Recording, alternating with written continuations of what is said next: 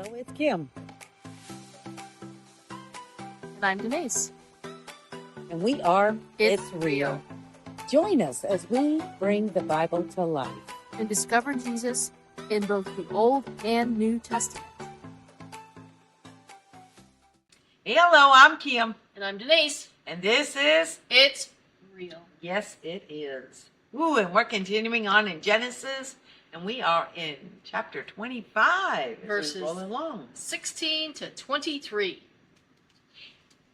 These were the sons of Ishmael, and these were their names, by their towns and their settlements, 12 princes according to their nations.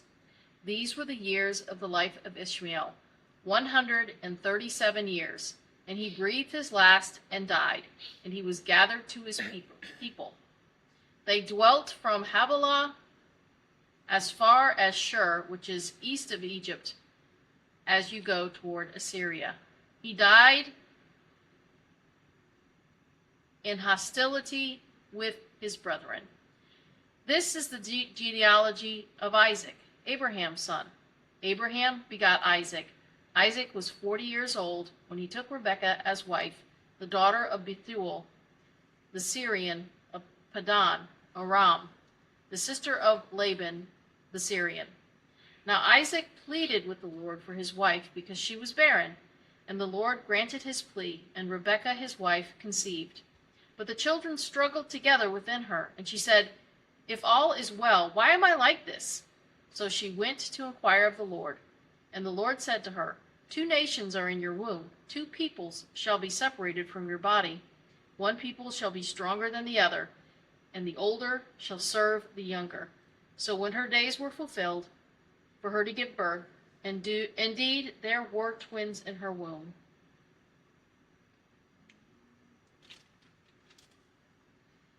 And the first came out. Oh, is that what I'm reading? Nope, that's it. So, wow, we have the death of Ishmael, and then we're going right into new genealogy for Isaac. That's right. This is a new patriarch, right? Yes, it is. So Isaac, here we go. So we're seeing in those first few verses that God indeed kept his promise to Ishmael and to Hagar. Yep. Obviously, he didn't die in the desert. No, he Nope. did not. Nope. And he had, And he said, Father said he will become the father of many nations. and it says right there that he did. And then he passed away. And it also said that he moved east, which we know is representing away from God. Mm-hmm. And also, he lived in animosity with his brothers. So you can imagine that there was a lot of animosity with Isaac. He was the firstborn of Abraham, Yeah, and he got nothing. and he got nothing. That's right. Little baby Ishmael or Isaac got it all. So I am sure that he carried that bitterness. So here we go on to Isaac. So he's 40 years old. Isaac and Rebekah had been married about 20 years. Not when he was 40, but when Isaac was 40, he married. And then 20 years later, they still hadn't had any children. So this is like a repeat of what happened to his mom. Yeah. You know, he married a barren woman. But this was for God, for the glory of God, because God was going to do something. And nobody in history was going to be able to say that it was anything but God. So Isaac, he prayed. Yeah. He prayed. And he expresses his desire for Rebekah. And so God, like when Isaac prayed and asked God for this, God also wants us to go to him and express our desires. So Matthew 7:7-11 reflects that. Matthew 7:7-11, it says, "Ask and it will be given to you. Seek and you will find. Knock and it will be opened. For everyone who asks receives, and he who seeks finds, and to him who knocks it will be opened. For what man is there among you who, if his son asks for bread, will give him a stone? Or if he asks for a fish, will he give him a serpent? If you then, being evil, know how to give good gifts to your children, how much more will your Father who is in heaven give good things to those who ask? He does. Yes, Now, he does. that doesn't mean that God gives us everything that we ask for. No. No, and a lot of times when we knock and we seek and we ask, those things come to us in ways that we do not expect. And sometimes those unanswered prayers are blessings. That's right, because we have Yes. no idea what we're doing.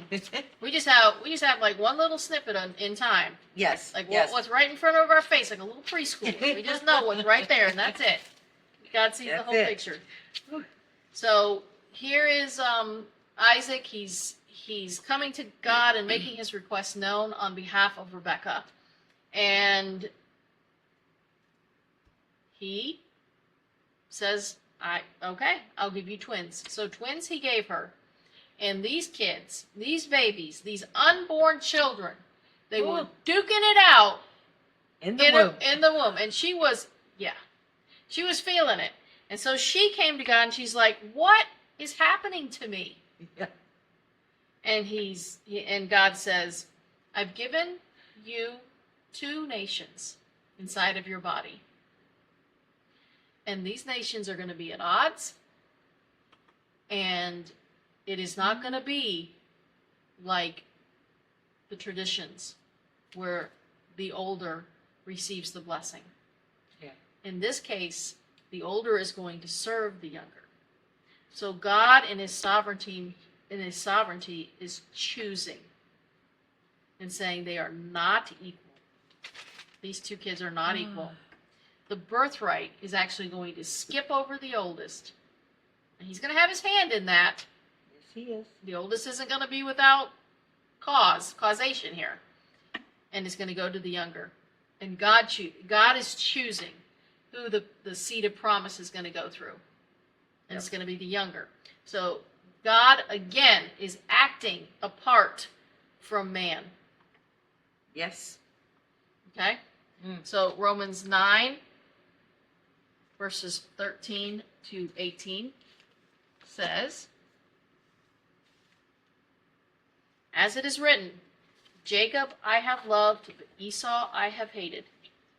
What shall we say then? Is there unrighteousness with God? Certainly not. For he says to Moses, I will have mercy on whomever I will have mercy, and I will have compassion on whomever I will have compassion. So then it is not of him who wills, nor of him who runs, but of God who shows mercy. For the scripture says to the Pharaoh, For this very purpose I have raised you up, that I may show my power in you, and that my name may be declared in all the earth. Therefore he has mercy on whom he wills, and whom he wills he hardens." Whew. God is sovereign. He has a plan. Yes, he does. Okay?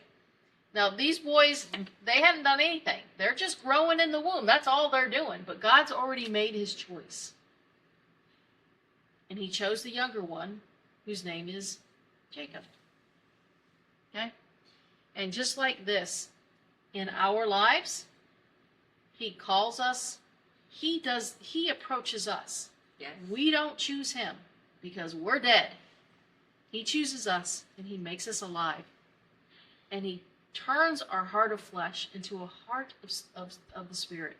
And we become children of the promise by faith. But he ignites that life. And then we have the faith. The faith follows. So, anyway, these are hard sayings. Yes. So what was the last verse you read? Very last in one. Romans, Yeah. it says, "Therefore he has mercy on whom he wills, and whom he wills he hardens." Just like the Pharaoh. As we go through this, we're going to see where he hardens the heart of Pharaoh. Yeah. Yeah. He is God. He is sovereign, and he doesn't think like we do. He doesn't act like we do. His Yeah. thoughts are not our ways. Yeah. So that is the story of how, The twins are starting off. yes, it is. That's right. So if you want to find out more, we'll see you on YouTube under It's Real. If you want to know if it's real, then Admit you're a sinner. Romans 3:10. As it is written, there is none righteous, no, not one. and as it is written in Romans 3:23, for all have sinned and fall short of the glory of God. Believe that Jesus is Lord. Romans 10:9-10. Because if you confess with your mouth that the Jesus is Lord and believe in your heart that God raised him from the dead, you will be saved. And call upon the name of the Lord. Romans 10:13. For whoever calls in the name of the Lord shall be saved. If you enjoyed this episode, like, subscribe, and share. you can contact us at Contact@gmail.com.